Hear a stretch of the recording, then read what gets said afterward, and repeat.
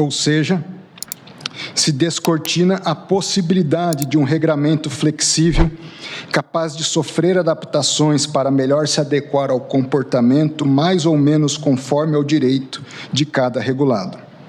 Daí porque floresceu, no âmbito dos sistemas jurídicos mais propensos à construção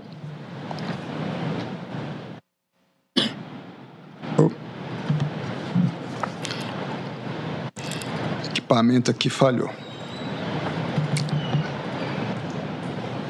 Voltar. Travou. É um colapso, né? Por isso que tem que ter responsabilização. Tem que ter uma reserva. Né? Você tem que ter uma reserva. A tecnologia tem que engana ter compliance interno aqui. Eu acho que dá danos morais. Não, não dá não. Analisar isso aí. Não, voltou. À luz dessa conjuntura... Qual plataforma que você está usando para a gente? Nenhuma. É um leitor de texto simples. Só para saber se tem responsabilidade civil. Nenhuma. Mas, enfim, por via das dúvidas, tem aqui o material impresso. É que no impresso eu não recortei tanto como eu recortei aqui, então é melhor eu seguir por aqui. Chamo para a continuação do julgamento.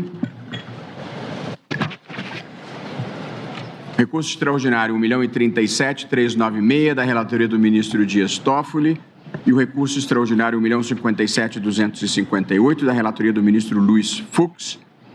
Já foram proferidos os votos dos relatores, ministro Dias Toffoli e do ministro Luiz Fux, o meu próprio voto.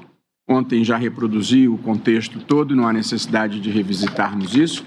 Estamos, portanto, em procedimento de voto do ministro André Mendonça, a quem, com muito prazer, passo a palavra.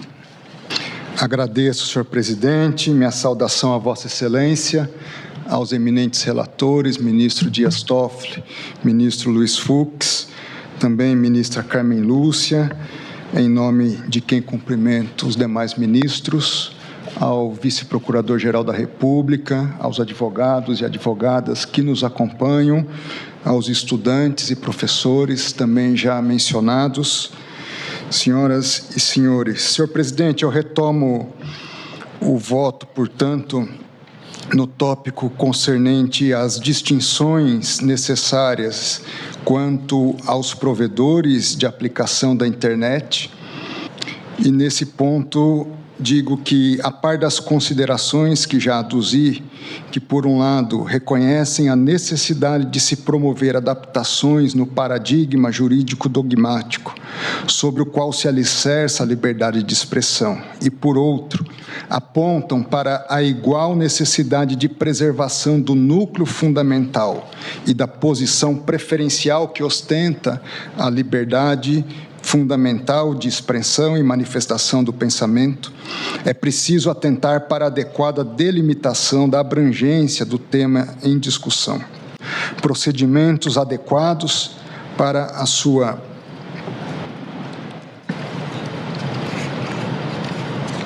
só que é para finalizar. Procedimentos adequados para a sua remoção e protocolos de atuação capazes de robustecer a integridade no ambiente digital de forma geral. Assim eu finalizo, senhor presidente, esse tópico, me colocando à disposição de Vossa Excelência. Muito bem. Voltaremos, então. Vossa Excelência acredita que consiga acabar o voto hoje? Acredito que sim, com um esforço. Eu acredito que sim, presidente. Muito bem. Seria ótimo, se possível. Já pelo segundo dia na leitura de seu voto, André Mendonça deve divergir dos demais ministros no âmbito do julgamento, que discute a responsabilização das redes sociais por conteúdos ilícitos publicados em suas redes. Ontem, Barroso explicou, na abertura da sessão, o efeito de responsabilizar as Big Techs no combate às fake news. Um breve esclarecimento antes de iniciar esse julgamento para que as pessoas possam compreender exatamente do que se trata o que nós estamos decidindo aqui, porque há muita desinformação e muita incompreensão a propósito do que estamos fazendo aqui no Supremo Tribunal Federal. Portanto, peço que atentem para algumas ideias que eu vou compartilhar tão brevemente quanto possível. Polarização existe em todo o mundo e sempre existirá onde houver liberdade de pensamento.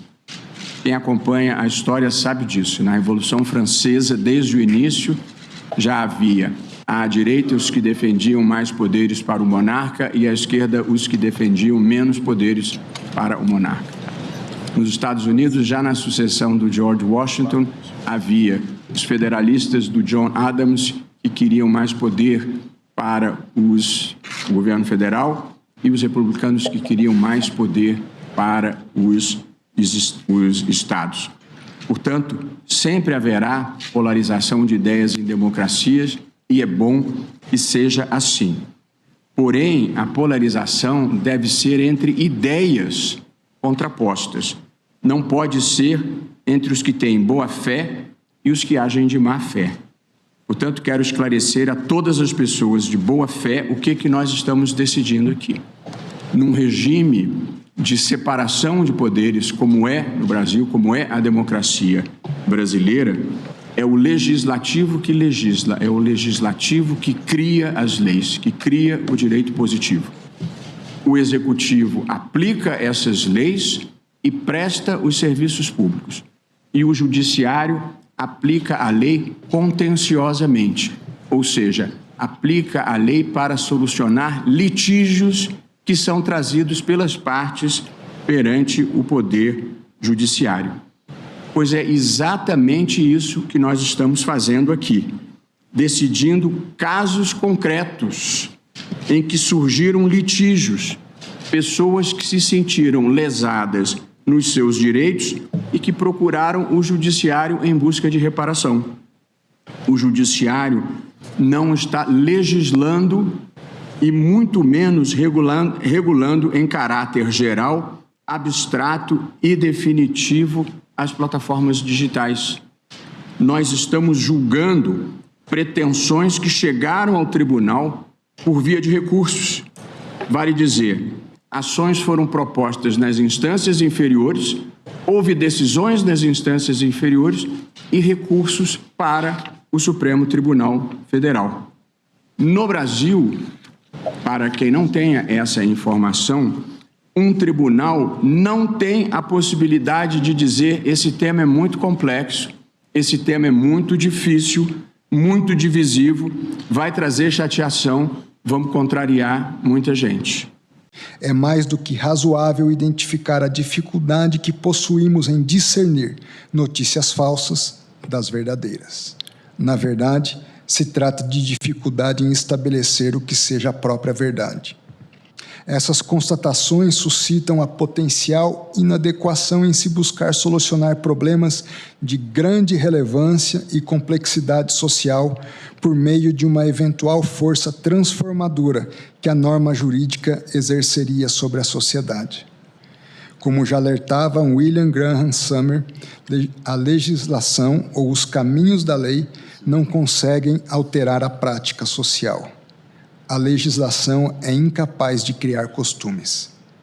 Nesse sentido, é preciso considerar que num cenário no qual um dos principais fatores das crises atuais centra-se na desconfiança do cidadão em torno da credibilidade das suas instituições públicas, não me parece que seja adotando medidas que, em última análise, irão impedi-lo de manifestar o seu descontentamento com o estado de coisas vivenciado, inclusive por meio da defesa de outros regimes de governo, em substituição aos atuais, sob eventual justificativa de que seria preciso combater, pelo direito, pela lei, a mentira que se irá superar a realidade da beligerância latente. Isso não significa, por óbvio, que todo e qualquer tipo de discurso mentiroso deva ser tolerado, ou mesmo considerado isento de responsabilidade posterior. O que se pretende afirmar é que não é pelo simples fato de se ser mentiroso que o discurso deve ser automaticamente censurado. Como não é nova a situação encontra bom direcionamento na doutrina estrangeira da Actual Malice, formulada pela Suprema Corte Americana no emblemático caso New York Times versus Sullivan. De fato, por si só, mentir é errado, mas não necessariamente é crime. Configura desvio ético ou moral, mas que, em regra, não é relevante para o direito. O cristão pode condenar alguém simplesmente porque mentiu. O magistrado não. Este último precisa identificar em que medida determinada mentira configura ato jurídico e culpável, de acordo com os termos estabelecidos pelo legislador, editado por uma autoridade competente, portanto, em momento anterior à prática da conduta, e a partir de uma análise imparcial e desinteressada. Numa última palavra sobre a questão das fake news, parece-me importante recordar o que disse Friedrich Hayek: liberdade concedida somente quando se sabe de antemão que seus efeitos serão benéficos, não é liberdade.